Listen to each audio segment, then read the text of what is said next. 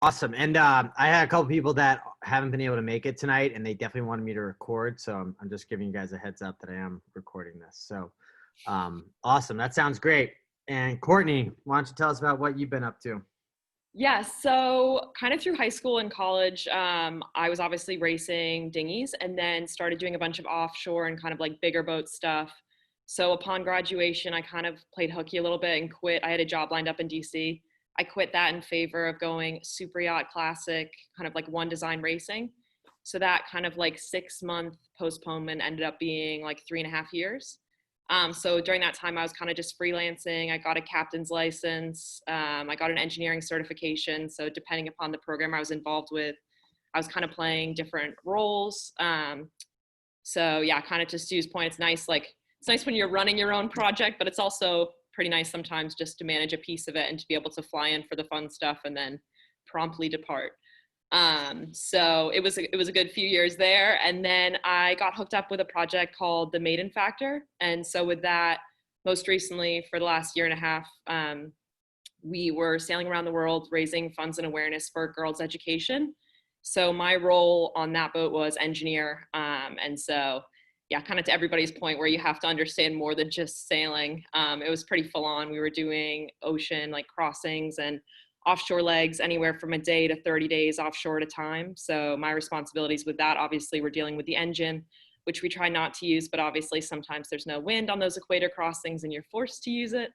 The generator, electrical systems, water maker, and stuff of that nature. And so with that project, we were just doing a lot of offshore sailing, a little bit of offshore racing. That's actually the last time I saw Stu was in the Caribbean for the Rourke 600 in Antigua. So we did a little bit of racing, and then everything got shut down with COVID. So we're back in America now, which is kind of nice. But that's what I've been up to. Yeah, awesome. Three like pretty different paths in the sailing industry, but certainly a lot of offshore sailing and a lot of offshore stuff. So I'll open up to the group for a second. I kind of have a bunch of questions I'd love to be able to pick these guys' brains at, but does anybody have anything that they want to kind of go into? I know we have a bunch of guys and girls on our team that have done some offshore stuff and maybe want to get into it or whatever. So I'll give the team an opportunity if you have any questions.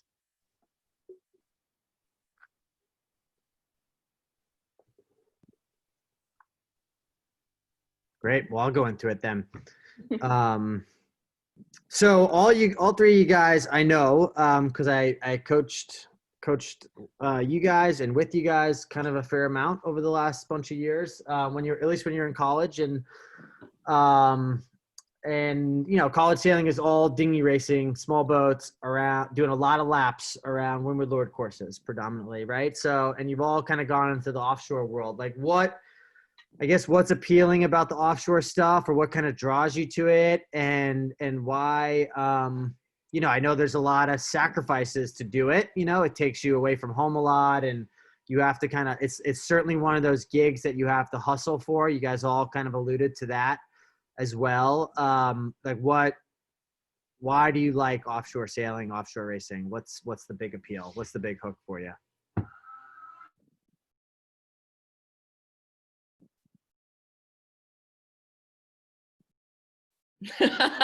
Clearly, nobody really likes it. I think, well, I'll kick it off. I think the appeal to it is there are a lot of factors that are out of your control. And so there are obviously a lot of different things that can go wrong. And I think that's what keeps it engaging. Like, I love dinghy racing. I think it's so fun. I think there's a lot to be said for one design. And like college sailing was probably the highlight of my sailing life. But I think that offshore is great because every day is a school day. Like you can spend hundreds of hours practicing sailing on different boats with new people. And you're never going to go out there and just think, oh, you know, that was easy. So obviously there's the sailing side of it. If you're crossing oceans, there are like massive navigational weather challenges, stuff like that. Dealing with the systems on board can always be tricky. And then I think too, like you find this thing in yourself where you go offshore and like 1 or 2 days, you don't really get into a rhythm. But when you get on to like week 3 or 4, like everything kind of gets real. And I think it's really interesting to kind of see how you cope with that stress. Like for me personally, I found it to be quite, it was just telling. It was like really interesting to see because you don't know, you've never done that before. At least I hadn't. Um, and so it's interesting to kind of see how you react and to find that strength within yourself just to keep persevering. Like, I'm not gonna lie, like there are days, especially on Maiden, where I woke up and I did not want to get out of bed. Like I didn't want to get out of bed for watches. We were doing 4 on, 4 off. So you end up sleeping. You never sleep more than 3 hours consecutively, if that, for 30 days. So you also hit a new stride in terms of sleep deprivation. But I think that's what keeps it so thrilling is not only are like things can go very wrong very quickly, but you're also like in this whole new mental state that you haven't even experienced yet between studying for finals at Bowdoin or whatever. Like it's a whole new level of sleep deprivation and you've got to deal with these problems as they're happening. So I think that's what I like so much about it is, you know, you see how you go and it's pretty exciting most of the time. For sure. I think something that Courtney definitely hit on, that the two things that like ring true for me.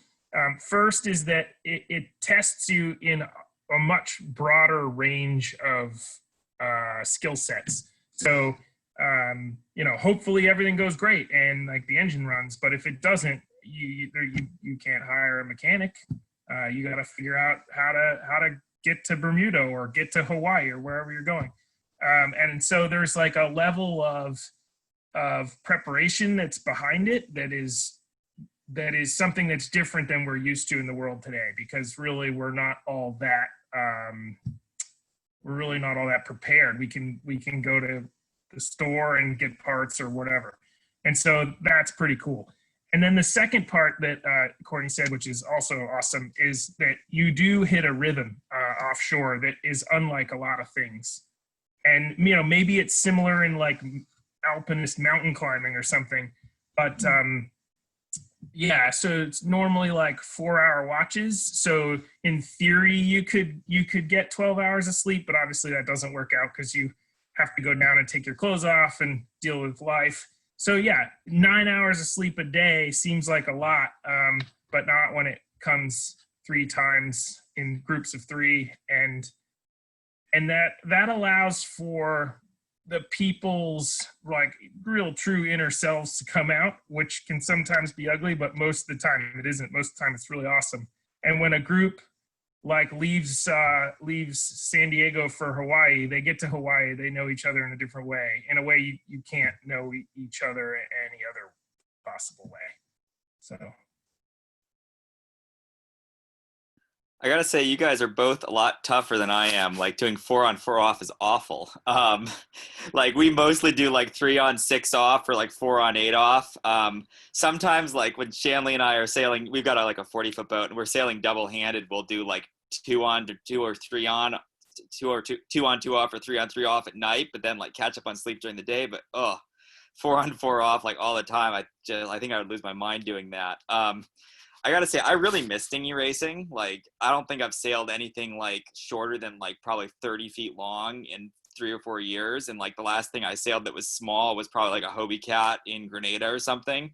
And there's something that like I really like. It's a lot more fun in some ways. Like it's shorter and like it's a more compressed time frame. But I clearly like I like sailing offshore. It's pretty cool. I've done a stupid amount of it, so I enjoy it. And there is, you sort of lose track of time. And like, I find by day 3 or 4, nobody knows what day of the week it is. And you, regardless of what watch system on, you sort of just fall into this rotational rhythm and everything just goes.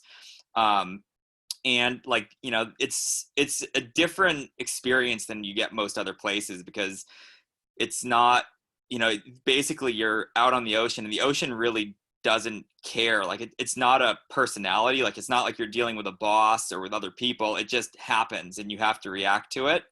And, I feel like you often end up like personifying it, being like, oh, that wave was trying to get me, or like this weather really sucks. And it's totally passive. And it's sort of the like indifference of the environment and the world to your existence, and what you do to it always makes me feel a little bit small when I sit down and think about it. But I mean, I guess I think I sort of ended up doing the offshore thing, just sort of that's where I fell into. I did a bunch of offshore sailing, like right out of college with Stu, and then sort of wandered down some, like did some coastal stuff. And I just found that like all the jobs that opened up and the opportunities that opened up were sort of doing longer sailing trips. And that's sort of where I kept going, and I enjoyed it. So. Hey, Eric, how many offshore miles do you have now? How much is a lot? Because I know you've done a lot. That's a good question. I think it's somewhere around 100,000, but it's been like a year or two since I counted them up, so I'm not really sure. Most people stop counting at 100,000. That's how you know they're legit. Eric, you sailed around the world alone, didn't you? Yeah. Yeah. So that's a little bit like stupid. I don't know, but it was offshore mileage. I agree. Yeah, pretty cool. And I've just done very little offshore stuff, and I haven't done it in a while. And yeah, it's there is a rhythm you fall into when you're doing 4 on 4 off, and it's definitely I think it people that are very goal driven, it can be very attractive because you have like a mission, every watch or whatever. So can you guys, I think it'd be relevant to talk a little bit about college sailing. I know all of you were big college sailors, sailing at a lot of different levels, and I know you were all really passionate about it, and so maybe, and I know you've been out for like 5 or 10 years now, or more. So I don't know, was college sailing beneficial for you in your current gig? What did you like about it? Maybe what didn't you like about it? And are there ways that, maybe college sailing could have been different to benefit, maybe what you're doing now, or just kind of being a little bit thinking back on the experience? I gotta say, like, I think the biggest thing that I got out of it that's pertinent to what I've been doing with my life for the last, I don't know, however many years, has been boat handling. And, even when I was starting out, like the first couple jobs I had, I think one of the big things that let me get sort of like the promotion or like the next steps was that I was good at handling a boat sailing, just under sail. And that absolutely came from dinghy sailing. And it didn't really matter that it was like, I could sail a 50-foot Beneteau, it's still sort of the same concepts, but it really is surprising sometimes seeing the people who are getting captain's licenses who, even handling under power, but just don't understand how boats move. And I think the biggest thing I've gotten from college sailing is just like all that practice, you really get a feeling for that. So I think that was super important. Yeah, I think college sailing is you're way down a wormhole, right? Like it's a very specific skill set. And the sailing world has a lot to offer, right? Like you can sail single-handed around the world. You can sail on maxi boats. You can sail all kinds of different stuff.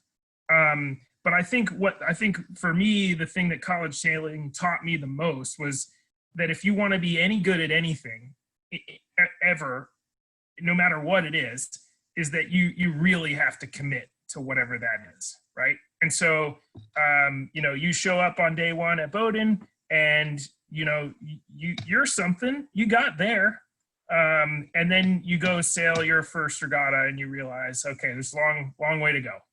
And then when you graduate, you're like, oh, I'm something. I got a diploma. And then you go and try to find a gig that pays you money in the sailing world, and you realize you've got a long way to go. But with that said, it's not all negative, right? I mean, you've learned how to do something really well. If I like the team, you guys are all way better than I was. We fought for every inch and never put up the scores that you guys can now, but we learned how to fight, and we learned how to learn. And so that, I think, is like that's the real takeaway. And it doesn't ever stop, because there's always the next step. There's always a new skill, or or quite frankly, there's just always the guy you can't beat, right? Like I sailed against Charlie Enright, and Charlie doesn't have spools of rope above his head. He runs 11th hour racing. So there's always a place to go, and Frank will help you with that at a certain level.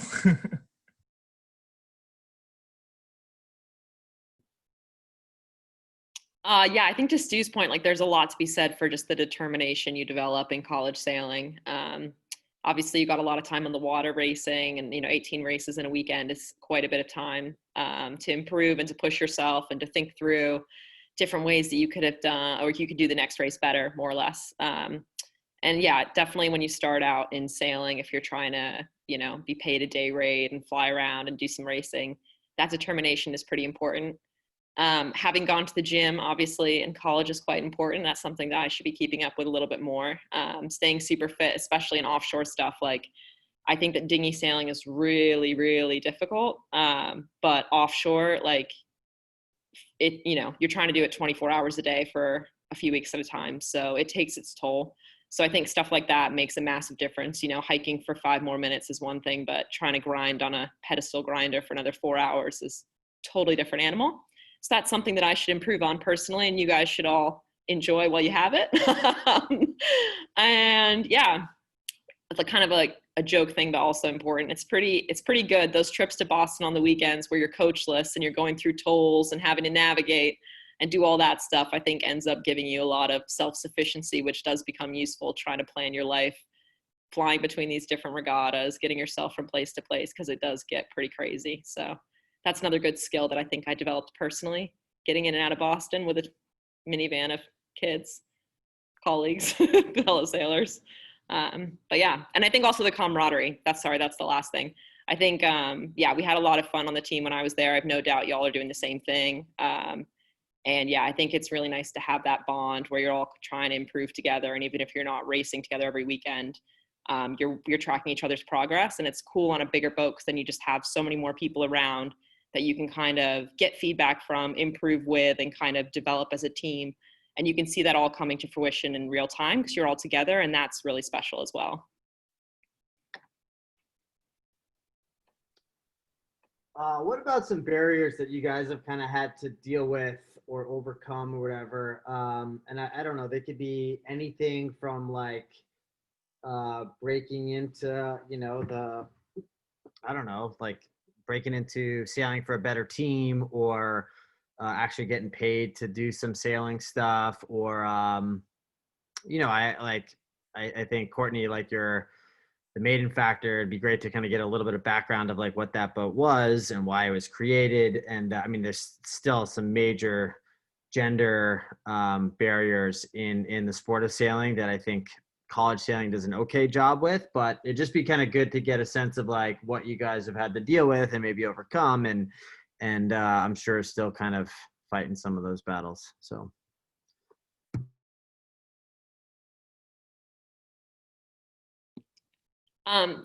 So I think for me personally, obviously being a woman, I know like everybody, I don't know, there are a lot of different viewpoints on this, but I think it does make it harder.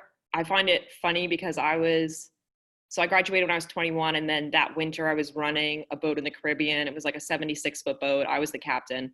And the rest of the crew were actually older than me with the exception of one person. So it's just kind of funny in that situation because there are like a lot of people, I think, were looking at the boat when it was coming into, a dock or something, and I'm driving. Like the wheel was pretty big. So they're kind of like, well, we don't know what's going on here. And they like would shout advice at me and stuff like that, which is kind of a funny thing to deal with. So obviously it's like, okay, like we're not listening, but it's, it's just one of those things that even if you get yourself to a position where you've kind of proven you have some skills, granted not all the skills, but you got some, people can still kind of doubt you, and people that don't know you, are casting skepticism on your skills.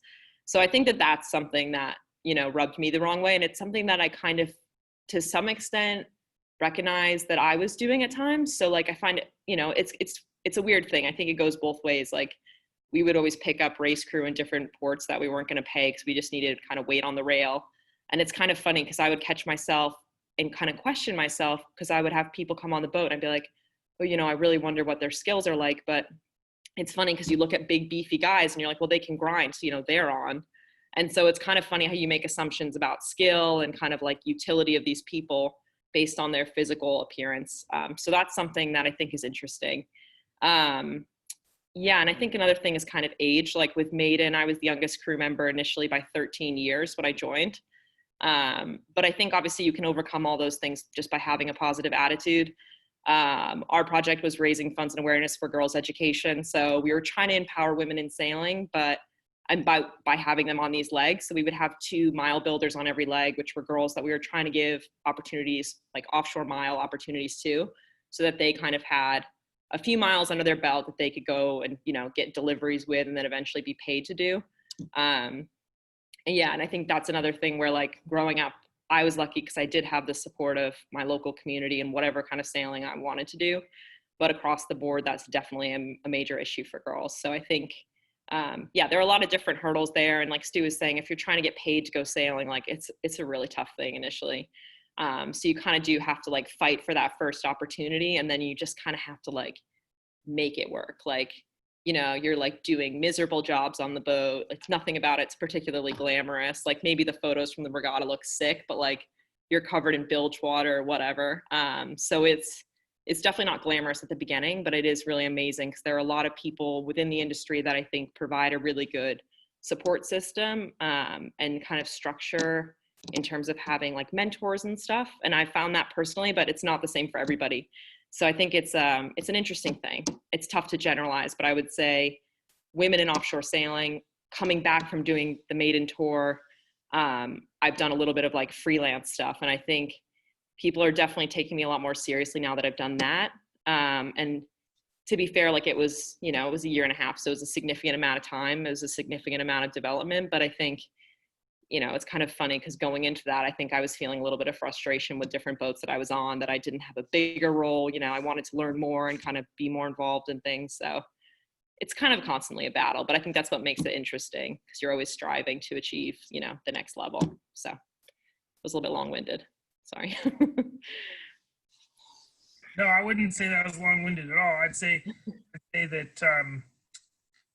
that I probably had all the benefits you can have to get to where I am now. And even with that said, like it's remarkable, like who you meet along the way and what you do along the way and how that eventually like turns out to be like your most formative time, right? So in the bilge, in the middle of the night, in a total disaster, and I find myself yarning this code 0 with the furler in pieces, and the guy that I'm going to work with tomorrow morning, who's like one of my best friends, he was the other kid. And we were both sent down there to like solve this problem that we had no clue how to solve, but no one else wanted to do it. And so, you know, it's like, it's these moments where you kind of figure it out.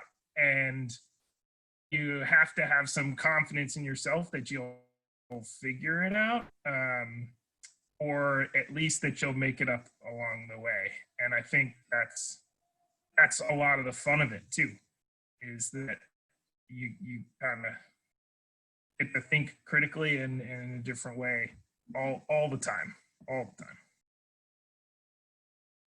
Yeah, I mean, I think you guys, same thing you guys just said. One of the things I think I noticed is that there's a lot more jobs out there on powerboats than there are on sailboats, or at least a lot more jobs advertised on powerboats. I felt like in the sailing world, it's very much more a matter of like you meet somebody and they're like, hey, I've got a buddy who's looking on a boat who's looking for crew, and like it's much more connection based. And the motorboat world is much more like they post jobs and they hire people, and it functions much more like the rest of the world does. You know, and I found like, you know, where I've ended up today has been kind of a total crapshoot, to be honest. And, you know, it's been sort of a string of basically just like stupid happenstance that I've happened to like basically say yes to the right circumstances when I met people and ended up here. And it, you know, very well could have not ended up having done the things I've been doing. So I guess it's, you know, I think, yeah, I don't know where I'm going with this story, but Courtney, just as a random question, were you on Maiden when they left the UK initially, or no? No, so I joined in Malta as like a relief engineer. Okay. Cool. Yeah, Yeah. so I was, We were in Shanley and I were in Plymouth like when they pulled in after on their way out of the UK with like the boat like a foot down in the bow full of water, and it was a oh total yeah. shit show. But I was just curious if you were on board then or not, because we met Oh a couple of no. them. I witnessed my fair share of shit shows, but I wasn't there for that one. Yeah.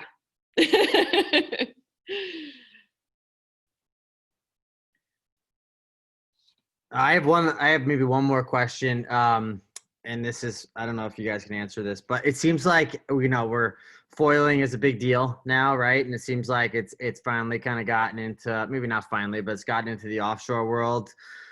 Are you guys, have you guys done any of that? Do you have any interest in doing any of that? Are a lot of boats going to be zipping around? Like it seems like, all the photos of the 11th hour boat, it doesn't seem like it's a boat that's very friendly on docks, but like offshore, it just seems like it's a totally different animal. But what have you guys seen, or have you guys participated in any of that stuff? So I have I have not foiled at all.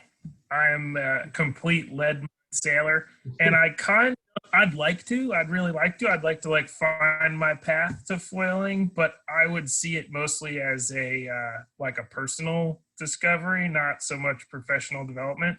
I think, and I, go ahead, everybody, go prove me wrong. But I think people. I think it's super cool. I think development's amazing. I think it all should be there. I think people really underestimate how fast 30 knots over water really is.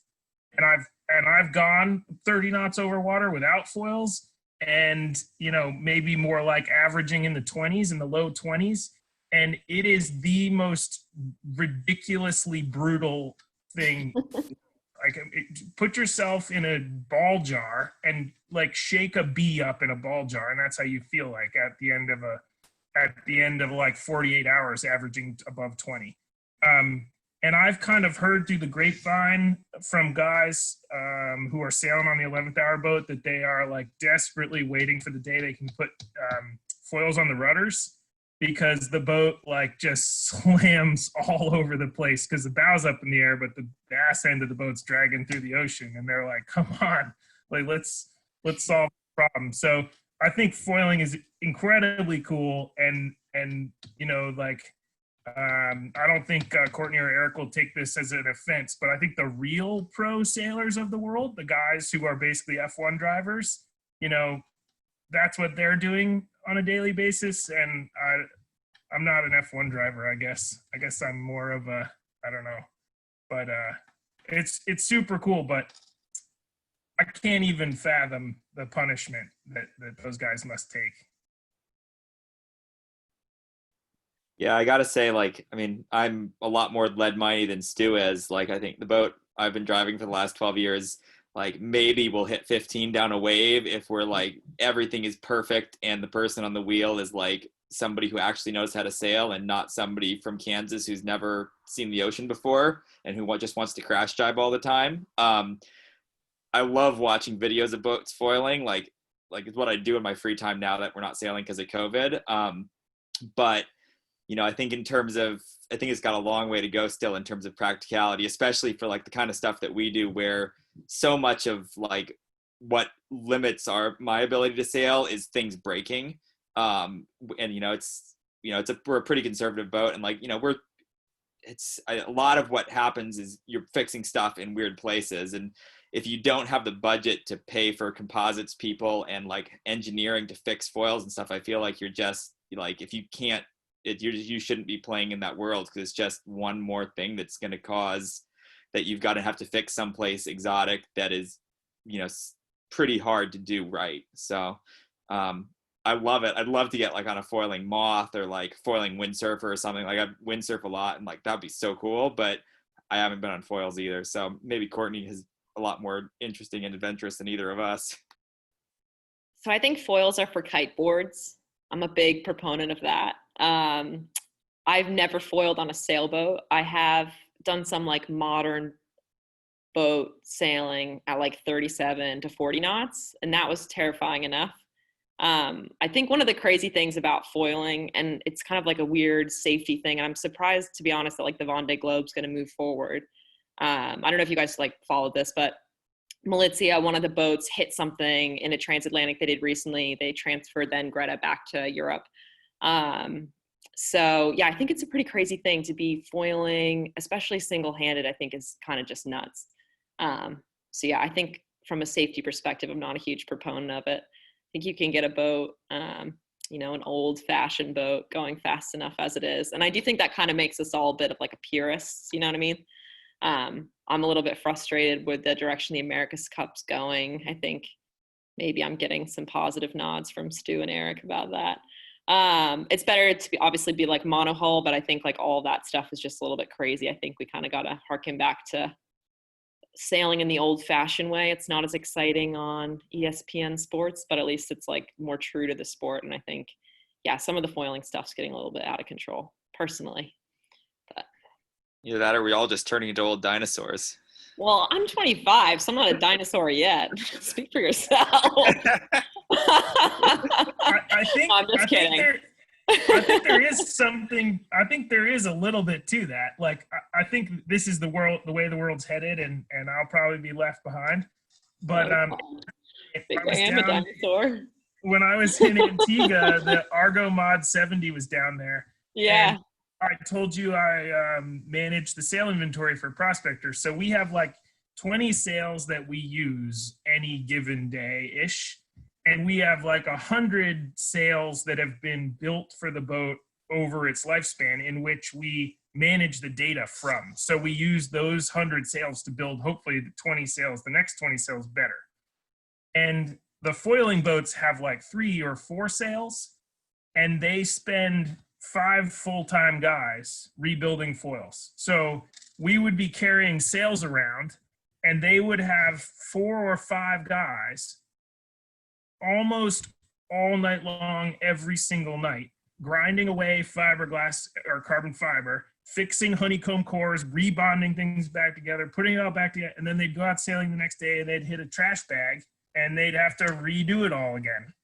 And so it is interesting, like, yes, it's huge cost, but I think it's just about the coolest thing there is. So there's obviously going to have to be a balance somewhere along the way.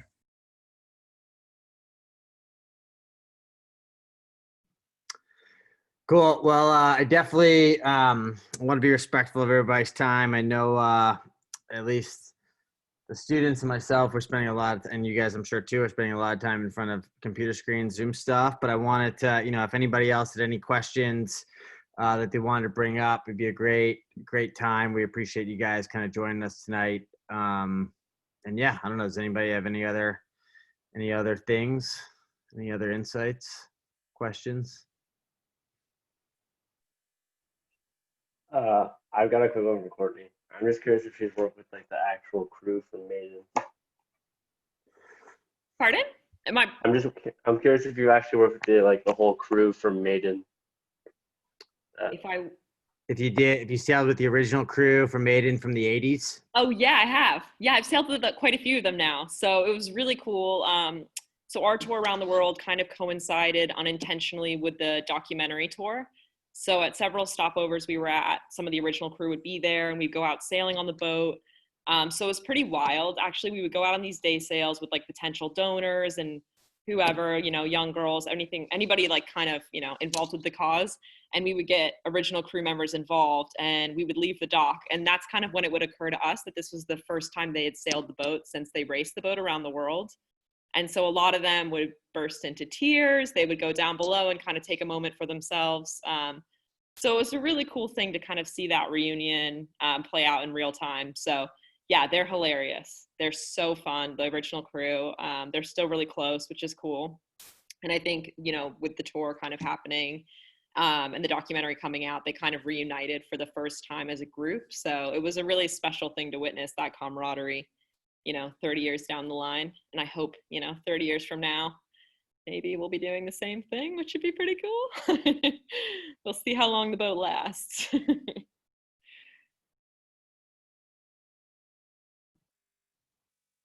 Very cool. Very cool.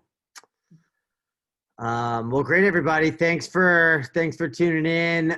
Courtney, Eric, Stu, thanks so much for joining us. I'll connect with you guys offline. We really appreciate it.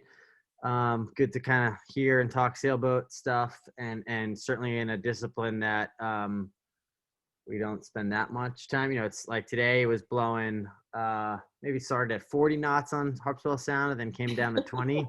And we could be like, oh, we're going to practice later today. You know, you don't have those opportunities when you're on a little boat in a big ocean. So, yeah, we appreciate you guys coming out and joining us. And, you know, hopefully we can connect at some point post-COVID times and do some sailing. So. Yeah, for sure. This was fun. Yeah, awesome. Thanks, Frank. Thanks for having Thank us. you guys. All right. Thanks, everyone. Have a good one. See ya. Have a good night, everybody. Thanks for coming, guys. Thank you so much. you. Thank you.